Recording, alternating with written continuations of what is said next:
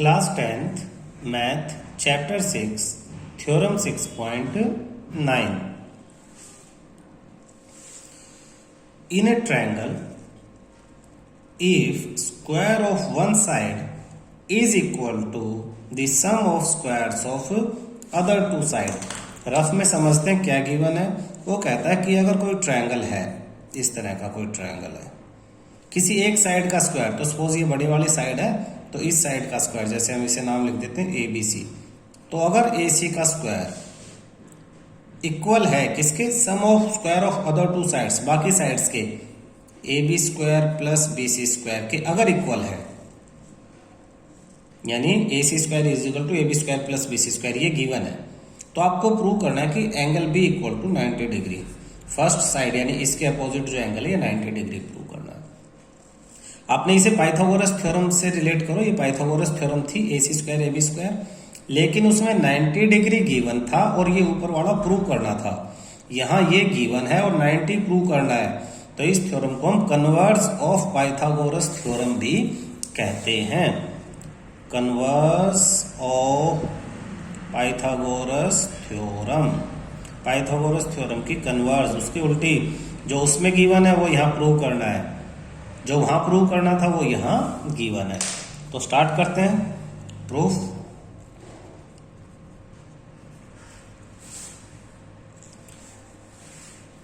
आप एक पहले फिगर बना लो,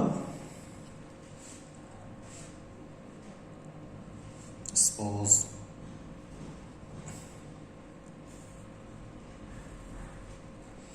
ABC, गिवन दैट, क्या गिवन है,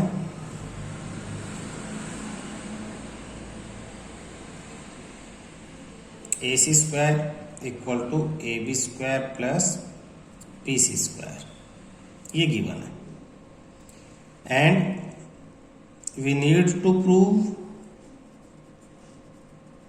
हमें क्या प्रूव करना है, angle B equal to 90 degree, हमें ये प्रूव करना है। इसके लिए अब हमें क्या करना पड़ेगा, कंस्ट्रक्शन। वी कंस्ट्रक्ट, सबसे पहले याद रखो कंस्ट्रक्शन, ये तो गिवन है, ये प्रूव करना है। अब कंस्ट्रक्शन ध्यान रखो, कंस्ट्रक्ट ए ट्रायंगल PQR,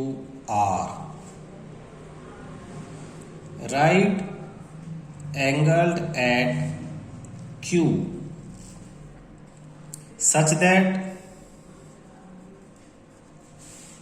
PQR, ऐसे इसके साइड में भी बना लो, राइट एंगल एट Q, तो ये P, ये Q और ये R। और एक और आपको बात ध्यान रखनी है जो आपने कंस्ट्रक्ट किया है, सच दैट जो PQ है वो किसके इक्वल होनी चाहिए, AB के। PQ equal to AB and PQ AB के इक्वल होनी चाहिए, इक्वल शो करने के लिए single line. QR equal to BC, QR equal to BC, ये कंस्ट्रक्शन है। आपको एक अलग ट्रायंगल बनाना है, बेस बनाया, परपेंडिकुलर बना दिया, ये 90 डिग्री बना लिया, जितना यहाँ जितनी दूर C है उतनी दूर R पॉइंट लगा दिया, जितनी दूर A है उतनी दूर P पॉइंट लगाया और ज्वाइन कर दिया। एक्चुअली ये रफली कंस्ट्रक्शन बनानी है, आपको फेयर में करने की जरूरत इसे नहीं है, बिल्कुल कंस्ट्रक्शन के अकॉर्डिंग ये कंस्ट्रक्ट करने की जरूरत नहीं है। सिंबॉलिक शो कर सकते हो सिंबल्स की फॉर्म में, ठीक है। अब देखो नाउ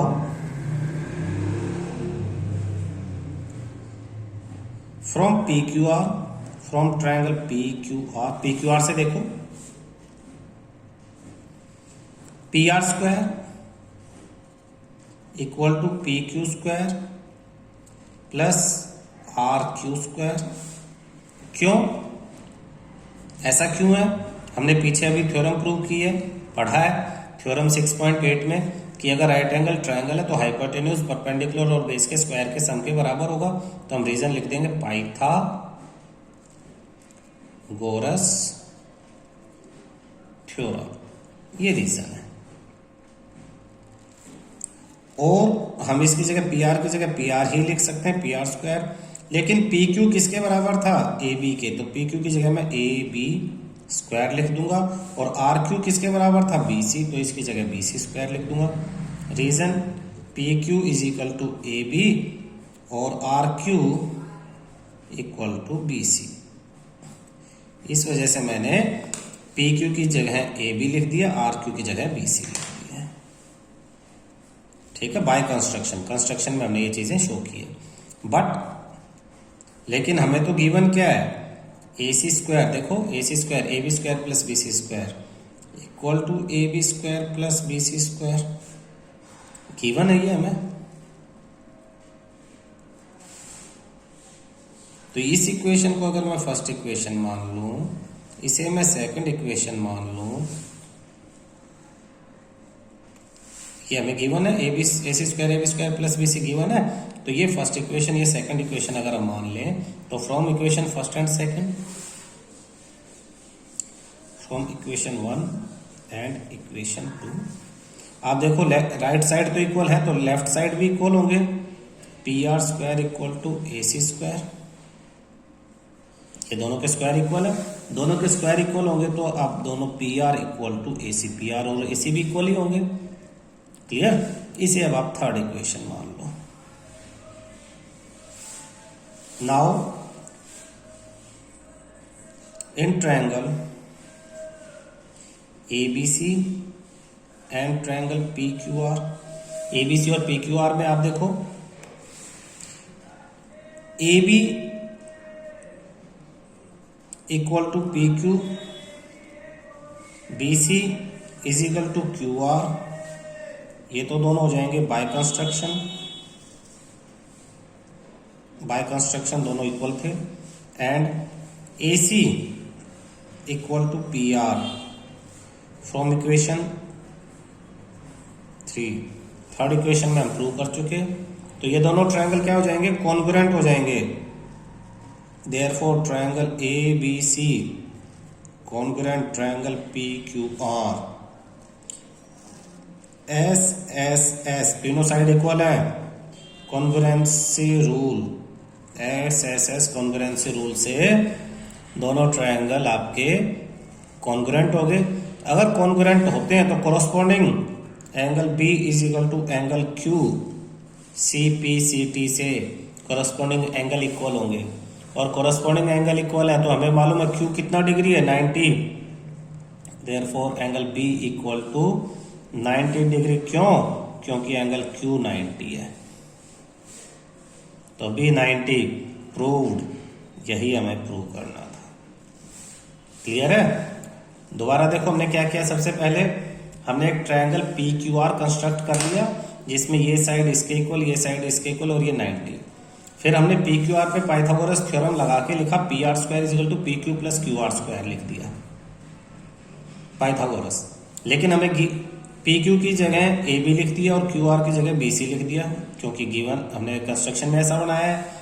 हमें गिवन है A C square is equal to A B square plus B C.